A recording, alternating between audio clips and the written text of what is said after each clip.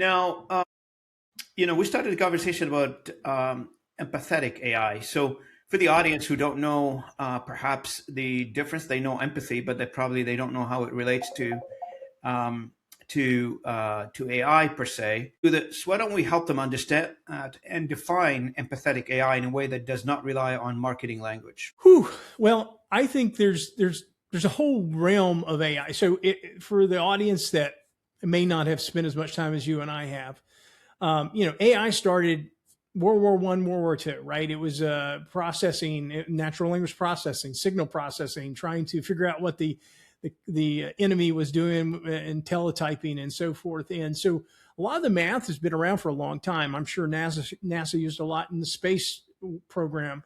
And yet the big problem with this idea of neural networks was the fact you had to have so much training data to train something to understand things in a kind of a more natural way. And so that kicked in only about 10 years ago, right? Like maybe even 8 years ago, it got successful.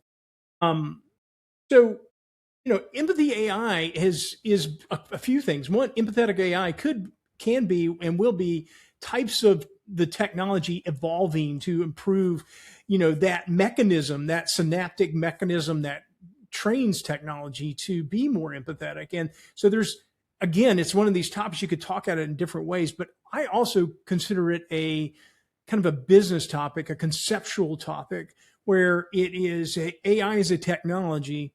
We're applying all sorts of technologies to business and organizational relationships and our personal relationships for that matter. And we can choose to be efficient. We can be profit oriented. We can also be empathetic, right? And so we like to think of what we do. I tell people our product's not AI. We use AI to develop more. We kind of rehumanize brands by connecting them with their communities. And so to me, the core message of empathetic AI right now is all about how am I using AI? How am I applying these technologies? How am I considering, the validity of the responses coming from it, and then applying that in a way that's kind of humanized and me considering others. Now, if you don't mind, Andy, for those again, for those who are not familiar with the topic, again, we get like a 5,000 new viewers every week on the channel. So, what is an emotional scores? What are they? And what is an emotive persona? And how are they being used now? Wow. Okay, now we're in the core. So we've all heard of generative AI, right? So let's go back about 6 years ago. There was something called BERT and Elmo, and I won't go into all the details, but what happened, I was talking about training data, and the problem was small companies like ours just didn't have the ability to acquire enough training data to actually train a model. And a large language model was called a transformer because you could transform the very end of that model, the last couple layers, and teach it your domain, what you were trying to accomplish. And the rest was trained more semantically, like using Wikipedia data and teaching.